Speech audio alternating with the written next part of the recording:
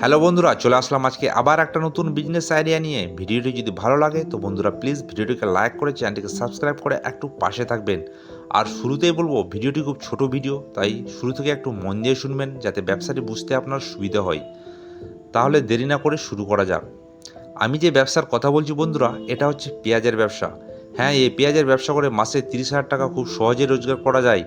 শুধু মনে ইচ্ছা থাকাটাই জরুরি। এই ব্যবসা করতে হলে আপনাকে কয়েকটি কাজ করতে হবে প্রথমে বন্ধুরা, যেমন আপনাকে হাতে 30 থেকে 40 হাজার টাকা ক্যাশ রাখতে হবে।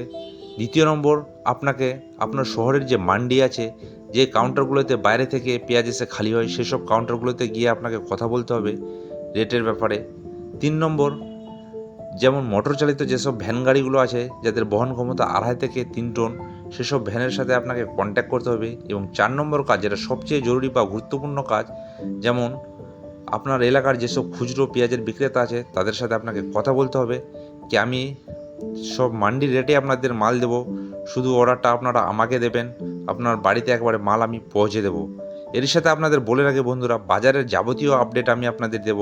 পেঁয়াজের দাম কখন পড়বে, কখন উঠবে, এবং কখন আপনি স্টক করলে মাসখানেকের জন্য প্রচুর মুনাফা অর্জন করতে পারবেন। তাই বন্ধুরা শুধু সাথে থাকবেন, আশা করি নিরাশ করব না। এরই সাথে বলে রাখি বন্ধুরা, এই যে ব্যবসাটির কথা আমি বললাম, এর পুরো বিস্তারিত আমি একেবারে পরের ভিডিও নিয়ে আসব। কিভাবে আপনারা ডোর টু ডোর গিয়ে ব্যবসাটা করবেন এবং খুব সহজভাবে ব্যবসাটা আপনারা করবেন।